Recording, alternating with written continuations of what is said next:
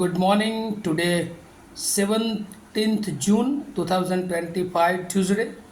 Wisdom of word of God morning ડિવોશનમાં આપ સર્વનો ફરી આવકાર કરવામાં આવે છે અને પ્રેમી સલામ પાઠવવામાં આવે છે. આજે આપણે નીતિવચનોના પુસ્તકમાંથી એનો 12મો અધ્યાય અને એની 21મી કલમ પર પ્રભુનું ટૂંકું મનન કરવા માગીએ છીએ.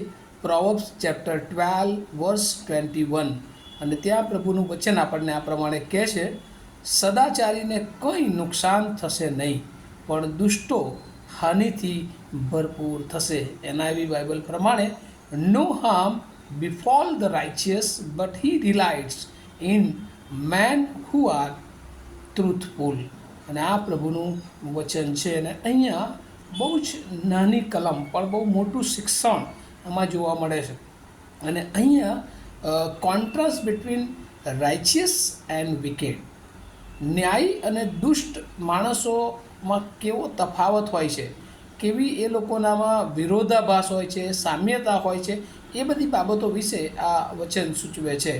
આ વચનને જો આપણે એક થીમમાં, એક બાબતમાં જોવું હોય તો જાણે કે ન્યાયી અથવા સારું આચરણ કરનારની સુરક્ષા, એવું આપણે કહી શકીએ. સિક્યુરિટી ઓફ ધ રાઇચિયસ, ન્યાયી જે જીવન જીવે છે, સદાચારીનું જીવન જીવે છે, સારા આચરણવાળું જીવન જીવે છે, એની સુરક્ષા એ દેવ તરફથી પૂરી પાડવામાં આવે છે.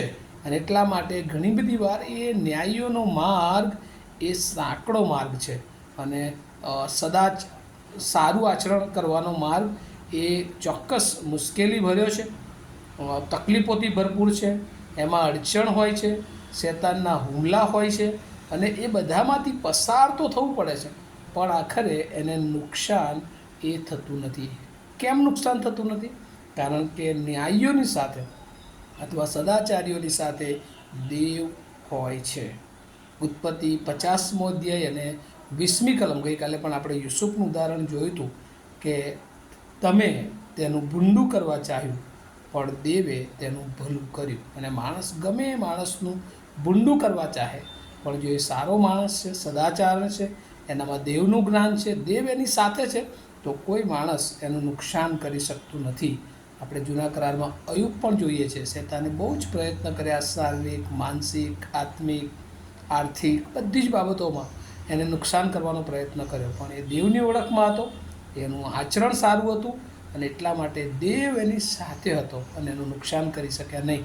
પણ જે નુકસાન થયું એનું 4 ગણું ઈશ્વરે એ પાછું આપ્યું. અને આજના સમયમાં આપણે ઘણી બધી વાર આપણને એવું થાય કે હું સારું જીવન જીવું છું, તકલીફો આવે છે, મુશ્કેલીઓ આવે છે, પ્રશ્નો આવે છે, અચાનક બધું મારી પાસેથી, મારું કોઈ વાંક ન હોવા છતાં પણ બધી પરિસ્થિતિઓ આવે છે. પણ એ બધામાં એ યાદ રાખીએ કે દેવ આપણી સાથે છે, અને એ બધી પરિસ્થિતિઓ આવશે, એ વેઠવી પડશે, પણ હંમેશા એ કાયમી રહેશે નહીં.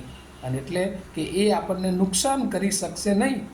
રોમનોનો પત્ર 8મો અધ્યાયને 28મી કલમમાં પણ એ પ્રમાણે લખ્યું છે, જેઓ દેવ પર પ્રેમ રાખે છે અને જેઓ તેના સંકલ્પ પ્રમાણે તેડાયેલા છે, તેઓને એકંદરે સઘળું હિતકારક નીવડે છે.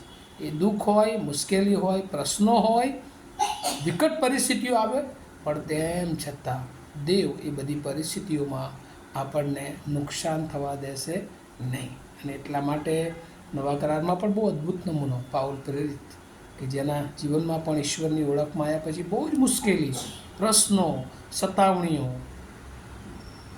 મંડળીઓની હેરાનગતિ, લોકોના હેરાનગતિ, માર પડ્યો, પણ તેમ છતાં ઈશ્વરે એને નિરાશ થવા દીધો નહીં. પણ પ્રભુ એની સાથે હતા, અને પ્રભુ એક દિવસ એને વિજય આપ્યો. અને આપણા જીવનને માટે પણ એવું છે. પૃથ્વી પરનું જીવન છે ત્યારે શેતાની હુમલાઓ, પરિસ્થિતિઓ આવે, એ આપણી સેવાની બાબતો હોય કે ગમે તે બાબતો હોય, નોકરી હોય, જોબ હોય, બિઝનેસ હોય, એ બધામાં ચડતી પડતી નુકસાન બધું આવે છે. પણ જો આપણે સારું આચરણ છે, આપણે સદાચારી જીવન જીવીએ છીએ, તો ચોક્કસ પ્રભુ આપણને નુકસાન થવા દેતા નથી.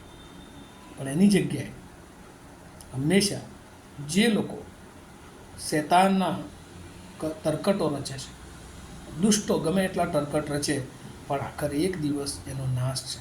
કારણ કે ત્યાં બહુ સ્પષ્ટ બીજા ભાગમાં લખ્યું છે, પણ દુષ્ટો હાનિથી ભરપૂર થશે.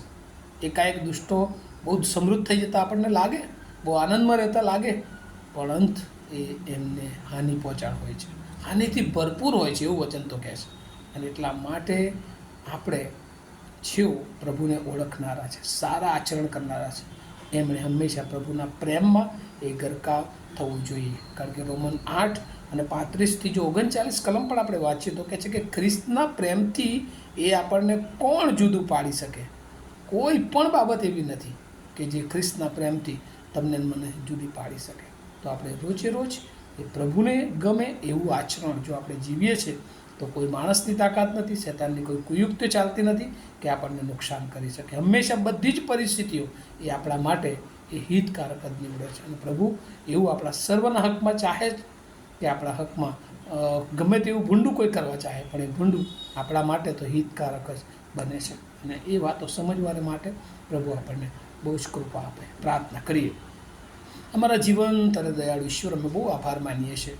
ઘણી બધી વાર પ્રભુ અમારા જીવનમાં વિકટ પરિસ્થિતિઓ આવે, આકસ્મિક બીમારીઓ આવે, પ્રભુ અમે ન વિચાર્યો હોય એવી પરિસ્થિતિઓ આવે, નોકરીઓમાં પ્રભુ અચાનક મુશ્કેલીઓ આવે, બદલીઓ આવે.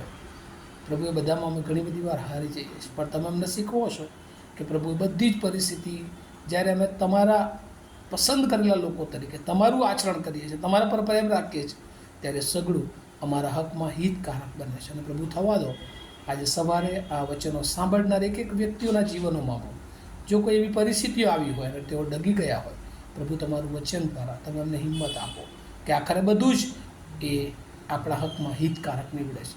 અને દુષ્ટો ભલે થોડી ક્ષણોમાં બહુ આગળ વધતા લાગે પણ એક દિવસ એ હાનિથી ભરપૂર છે, એમનો નાશ નક્કી છે. ત્યારે આપણે આપણા જીવનને વધુને વધુ સારું આચરણ, ન્યાયી જીવન જીવવા માટે તૈયાર કરીએ. આ પ્રાર્થના અમારા મધ્યસ્થારના પ્રભુ ઈસુના નામમાં માંગીએ છીએ. માટે સાંભળો અને તેનો સ્વીકાર કરો. Amen. Have a nice day to all of you. Thank you.